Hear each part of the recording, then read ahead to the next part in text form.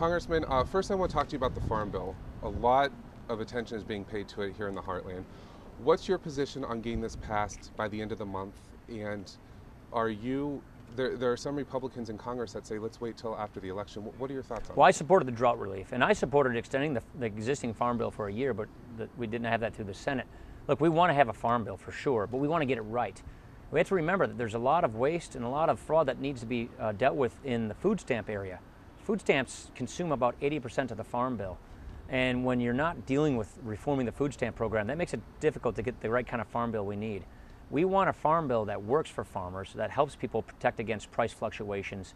And that's why I supported an extension of the current Farm Bill and the drought relief. Unfortunately, I don't know if you're going to see a real full Farm Bill passed before the end of the month. But I want to make sure that farmers know when they start putting their crops in the field next year that they have a farm program they can rely on. Right. And a lot of this focuses, it's kind of one big cycle, right to the deficit. And right. A lot of Americans are concerned about this. You obviously are very concerned about this. What would you and Governor Romney do in the first 100 days to get the deficit under control? Of all the things where Barack Obama has failed to lead, it's in getting this deficit and debt under control. The president's given us 4 budgets with trillion-dollar deficits each and every year, and never a single plan to actually get this budget balanced.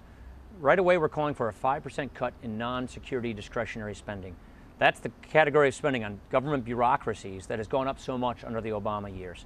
We're also proposing very important reforms to our entitlement programs to guarantee the promise of programs like Medicare and Social Security for current seniors. But for those of us who are younger, you have to reform them if we're going to be able to count on them when we retire. So we have basically 3 things. Get the economy growing. That's what the Romney-Ryan plan for a stronger middle class is all about. It's a very specific 5-point plan that gets people back to work, gets economic growth, gets higher take-home pay. Cut wasteful Washington spending, reform those long-term drivers of our debt. That's what we're going to be working on in the first 100 days, because if we don't deal with this problem before it gets out of our control, we'll have a European-like debt crisis. And unfortunately, under President Obama's failed leadership, he's moved us closer toward a European-like debt crisis. And what happens when you have a debt crisis is everybody gets hurt. In Europe, they're slashing health and retirement benefits for current retirees. They're cranking up taxes, which makes it harder for younger people to get jobs. We want tax reform. We want an energy policy. We want to champion small businesses. And you got to cut spending so that we can get government to live within its means. Otherwise, we'll have a debt crisis just like they have in Europe. You mentioned energy policy. Iowa's big on wind energy right now. Are you for extending that tax credit that's currently being debated right now? We think the best way to go is, number one, an all-of-the-above energy strategy. That includes renewables like wind, but what we're proposing is tax reform that lowers tax rates on all businesses, not just wind producers, but all manufacturers and all businesses, so they have lower tax rates across the board so that they can be more competitive. We want to make sure that every person running a small business does not have the world's highest tax rates. Unfortunately, President Obama is proposing that successful small businesses have tax rates that go above 40% in January. When a lot of our competitors, such as the Canadians, lowered their tax rates to their successful small businesses to 15%, you can't compete like that.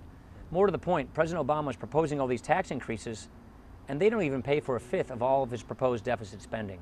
So this agenda that President Obama has passed, spend more, borrow even more, tax and regulate more, it doesn't work to create jobs and prosperity. Mitt Romney and I have a different direction to go. Very specific solutions to get people back to work, to get this debt crisis under control. And we want to make sure that we have more American energy independence by producing more American energy. Right. And my last question for you deals with health care. Governor Romney told me at the press that he likes some things about that plan. You're for a voucher-like system that you've talked about. Do you like anything about the current Obamacare plan? I think the entire architecture of the Obamacare program is fundamentally flawed. That's why I think it needs to be repealed, because it effectively represents a government takeover of our healthcare system, where government puts price controls on providers, which will lead to denied care for people, especially senior citizens. I don't like Obamacare's rate of the Medicare Trust Fund. I don't like the new bureaucracy they put in charge of healthcare. So what we're saying, what Mitt and I are saying, is we can have a healthcare system in America where everybody has access to affordable healthcare, including people with pre-existing conditions, but without a costly government takeover. We believe in a patient-centered system where the patient and her doctor are the driving force of healthcare. There are several reforms that we're advocating that get us there, but you have to get rid of this very partisan government takeover known as Obamacare and then replace it with better ideas which can get everybody, no matter who they are, access to affordable health care in America. If elected, could you get that done within the first Yeah. year? Oh, absolutely. Yeah, our goal is to get people back to work, is to fix this healthcare mess, is to prevent a debt crisis from engulfing our country like it is engulfing Europe, and get people back on a path to prosperity. We believe in pro-growth opportunity society. That's what the American idea has always been. But if we have a debt crisis, if we follow 4 more years of the same that President Obama is proposing, my fear is it will get much worse than it is already today. You think Wisconsin can beat Iowa? Yes. I thought you were talking. I thought you were going to ask me, can Wisconsin go for Romney Ryan? I was going straight You for threw me football. off on the Big Ten thing. You know, we struggled against Utah State on Saturday, and we lost to Oregon State. So, you know, we had a great quarterback last year. He's starting for the Seahawks. We're a little testy right now. We've had a pretty rough start as the Badgers, and Iowa's got a strong football program.